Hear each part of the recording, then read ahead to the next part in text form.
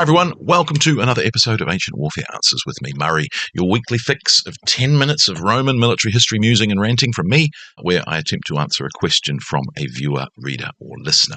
You can ask me a question, you can send me a postcard or a letter, you can send me an email, you can comment on a previous video or podcast. You can back us on Patreon, one of 3 different levels, legionary, optio, and centurion. You don't have to be a Patreon or a patron. People talk about Patreons and like, well, surely it's patron or patron. I think patron. Anyway, you don't have to be a patron to ask us a question. We would just appreciate you backing us on Patreon. This is the second question. You'll remember from a few episodes ago that Carlos asked me a 2-parter, and I saved the second one till now. His second question, somewhere in an old issue of Ancient Warfare magazine I have read, but I cannot find it again, that to become a legionary, recruits needed to buy their way in, and that the required payment, a bribe, was lower if you joined the auxiliaries instead. This was surprising because I also read about a signing bonus, a viaticum, by the 2nd century. The article that I remember spoke about a poor Roman citizen who joined the auxilia instead of the legions because it was cheaper. What do we know about these payments? If they existed, they take away some of the arguments that the auxilia were not any more attractive after the Constitutio Antoniniana in 212 AD, which made every freeborn person in the Roman Empire a citizen. Because everyone was now a citizen, poor citizens might simply not have been able to afford the legions. Righty-ho, Carlos, that is a very interesting one. So indeed, we do get the viaticum. Now, if you look up viaticum yourself, you will find a peculiar addendum, which is, of course, that in the Catholic Church, the viaticum is last rites. And they say this has nothing to do with the Roman viaticum of joining the Roman army as a legionary or as an auxiliary or indeed as a sailor in the navy. And it's funny because the viaticum is a sort of an initial signing bonus slash sort of travel bonus, if you like. You know, it's etymologically via, journey or way, and sort of tecum, meaning an amount of money for the journey.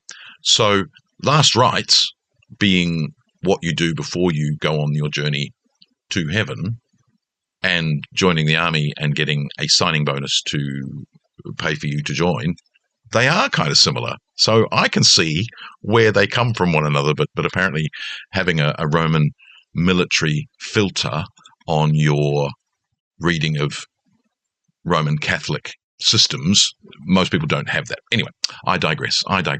Okay, so it's given to new recruits upon enlistment. Generally speaking, it is 75 denarii or 3 gold aurea in the 2nd century. And it's a big amount of money. It's 4 months' pay. So it really is about the not the manpower crisis, but it is about the manpower crisis, but about the recruitment crisis that you have in the 2nd century. There are so many wars going on that, and dare I say it, so many disasters which occur that they really need more people to sign up to the legions. And so this idea of having such a big signing bonus is, of course, that people are going to sign up who wouldn't otherwise be tempted to join. The funny thing about it, though, of course, is that were they given that amount of money immediately, or were they given it in word only? You get this money because you've signed up, but it immediately goes into the legionary bank held in the principal building of each Roman camp, and held in surety for you by the significa. The signifer. Signifer. I want to add an extra syllable. The signifier. No, that's not him. The standard bearer who acts as your banker for each legion. So it's not that you get given this cash. We don't know if it's broken down that way, if you're actually given some cash and the rest goes to your bank account with the Roman legion. We then get this idea that there are deductions being made from Roman legionary pay for accrued expenses that you're paying for your uniform, you're paying for your weapons, you're paying for various other aspects of your life as a legionary. So in fact, you're kept poor.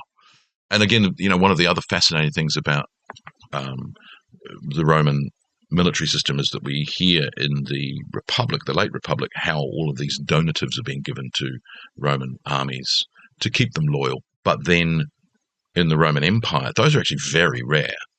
For instance, I think there's one given, Claudius gives one, then I think Domitian's the next after that. So there's no donatives throughout the civil wars or by Vespasian. There's one by Domitian, and I think the next one isn't until, is it Septimius Severus?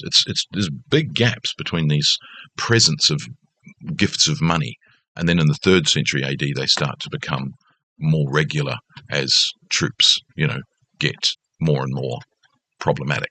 Polybius is the one who tells us about the deductions for food, clothing, and replacement of arms. And so one of the issues that you get now, there is a Vindelander tablet, which I found, which is a payslip, not a Vindelander tablet at all. It's a payslip from a sheet of papyrus from a Roman soldier named Gaius Messius, who participated in the siege of Masada.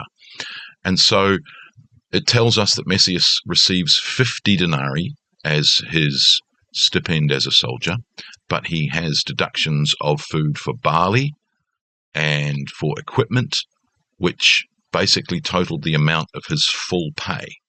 I received my stipendium of 50 denarii, out of which I have paid barley money, 16 denarii, food expenses, 20 denarii, boots, 5 denarii, leather strappings, 2 denarii, linen tunic, 7 denarii, and the total deductions is 50 denarii. So he earns nothing. I mean, anyone who's been involved in bureaucracy, probably that's not a surprise to them.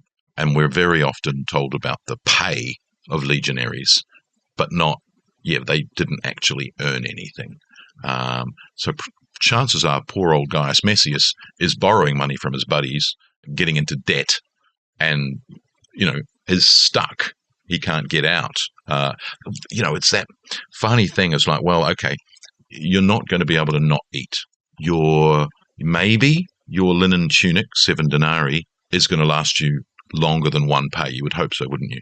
But things like, maybe your boots. So there's 12 denarii that he might not have to pay every time, whereas the barley money probably comes out every time. The food expenses has to come out every time. Leather strappings, probably that's just wear and tear. And so every pay cycle, something's going to break that needs replacing, and you're going to be deducted for it. But the chances to actually make money as a soldier are probably limited. You want a good month, and you then don't want to ruin it by spending all of that money. For instance, if we think that the tunic and the boots will last you a lot longer, that's 12 denarii per 50 denarii he's paid that he might be able to put aside, provided there isn't another unforeseen expense. And as we all know, there are always unforeseen expenses. And that's without him having to pay off debts or getting into trouble, gambling, as we've talked about with Roman dice. So your big retirement payment came at the end of your career. So, and I don't know if we hear of anyone getting to retirement and going, there's nothing, you get nothing, you've got nothing in the bank. I don't know if we have any examples of that. So it's a fascinating world. And I mean, as your question asks about auxilia, of course, are paid less. And as far as I know, we don't know that their viaticum is different. So the idea of being paid the same amount to join but then being paid less isn't necessarily attractive.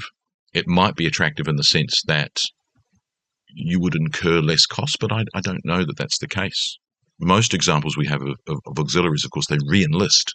Once they've finished their auxiliary term, they then re-enlist as legionaries. Obviously, after the Constitutio, as you talk about, they're already a citizen.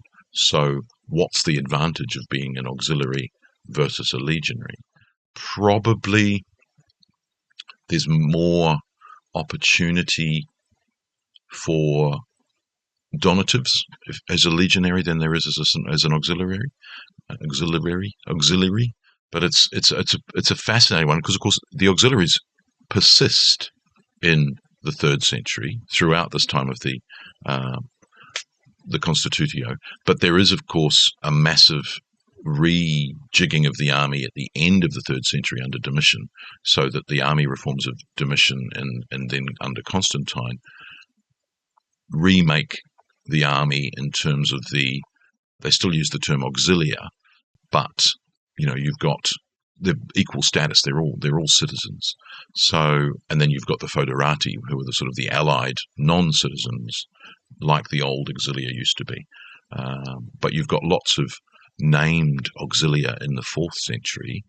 We have the Cornuti, we have the Batavi, we've got the German Scolae, Palatini, the Gentiles, the Lati, the Scutari, who we think are German cavalry. So, yes, I'm not sure. There must have been reasons why it was more attractive than joining the legions, but one of those isn't citizenship, obviously. So that probably is less satisfying than you would have liked. Carlos, I apologise that it's probably not giving you the answer you would have liked. But join me again for another episode of Ancient Warfare Answers. Thanks. Bye.